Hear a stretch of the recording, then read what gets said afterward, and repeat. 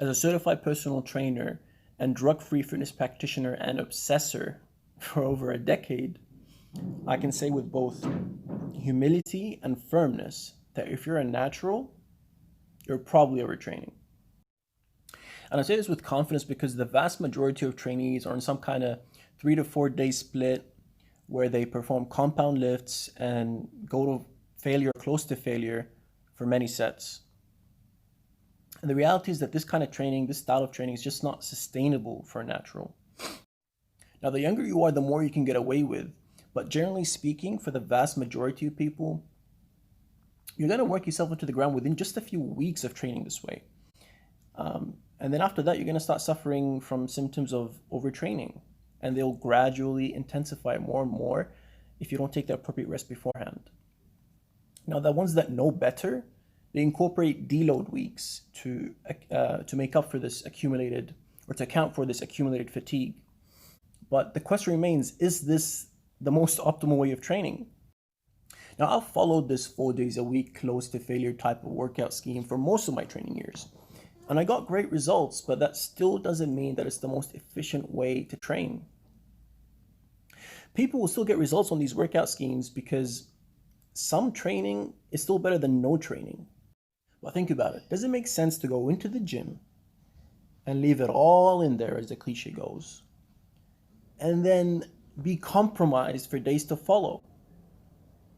Sore muscles, aching joints, reduced strength and performance. I always had this idea that if I wanted to get back at a bully, I'd take him on right after his gym session. Because that's how most people train. They give it the roll, and then they'd be wiped out and totally vulnerable afterwards. Now, is that what health and fitness looks like? Does that sound right to you? I mean, training is supposed to prepare you for war. It's not meant to be a continual war. And that's how we train. That's how most of us train. We go into the gym and every single session is a war. Every single session we're pushing to the edge. It's life or death. It's just crazy. We have to respect the reality that we as human beings are limited, despite what we continuously hear, and that, you can do whatever you want, and all this stuff. We're limited. We're human beings, okay? We have to respect that we have a limited workload capacity, not just across a single gym session, but across a whole training week, a whole training month, and even across the whole year.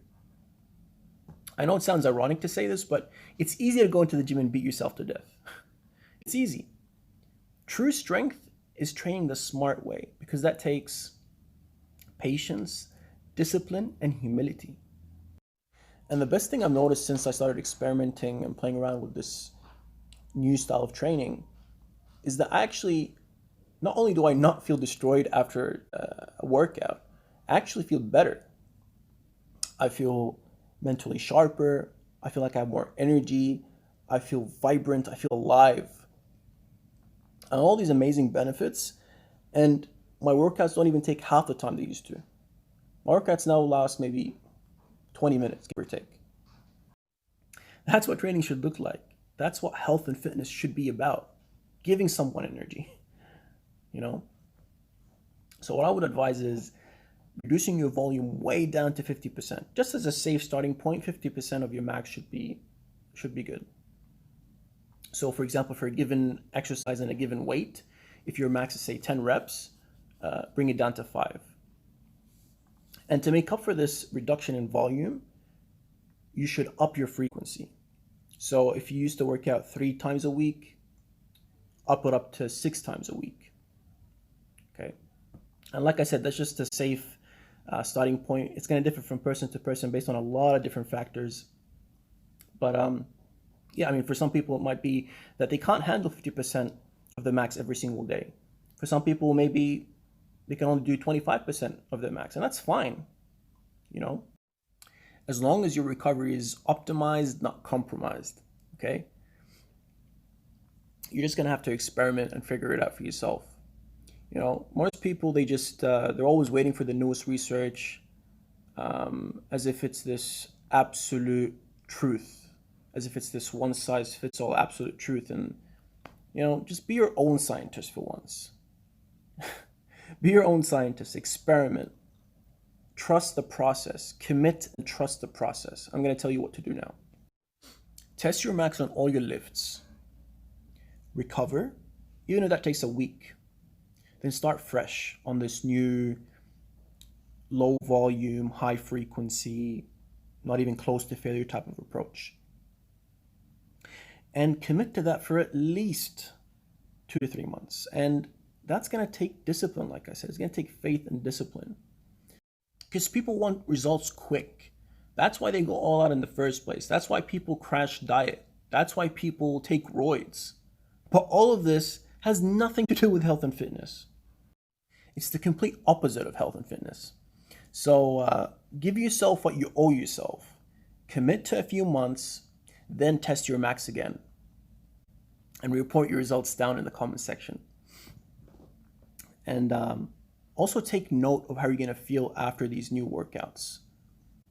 One thing's for sure, at worst, you're not going to feel anywhere near as bad as you did on your previous workouts when you're just destroyed.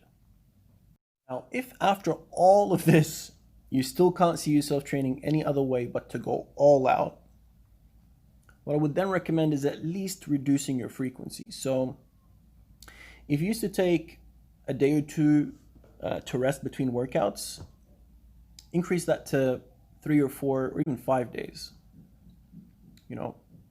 That's going to help you recover. And don't forget that recovery is a huge component of muscle growth and just improving your fitness in general. Recovery is the main component, So that's what this is all about, is trying to optimize recovery, because that's our biggest disadvantage as naturals, and that's the biggest advantage of taking roids, is the recovery aspect. But, roids are going to mess you up in the long term. So yeah, stay away. But yeah, these are just general guidelines for now. I'll probably go into more detail in a future video. But yeah, hope you enjoyed and benefited. If you have any questions or comments, just leave them down below and I'll get back to you as soon as possible. If you found this video eye-opening or useful, be sure to give it a like, share it with your friends. It'll help the video reach more people and will help the channel grow. That's all for now. Have a good one. See you in the next one, inshallah. Take care. Peace.